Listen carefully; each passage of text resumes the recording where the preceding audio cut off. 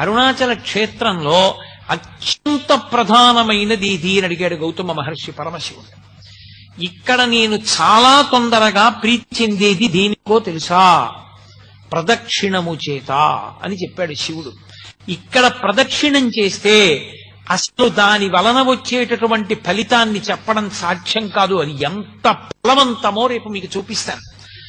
అరుణాచల గిరి ప్రదక్షిణం అంత గొప్పది. కామకోటి పీఠాధిపతులైన పరమాచార్య స్వామి తరచుగా చెప్తుండేవారు, వెళ్ళి అరుణాచలానికి ప్రదక్షిణం చెయ్యండి అంటుండేవారు. ఏదో ఒళ్ళు పెద్దదైపోయింది, బరువు ఎక్కువైపోయింది, ఏం చేయమంటారని అడిగితే ఒక ఆయన, అరుణాచలంలో 15 రోజులుండి రోజు గిరి ప్రదక్షిణం చెయ్యి, ఆరోగ్యానికి ఆరోగ్యం కుదురుతుంది, బరువు తగ్గుతుంది, ఈశ్వరానుగ్రహం కలుగుతుందని చెప్తుండేవారు.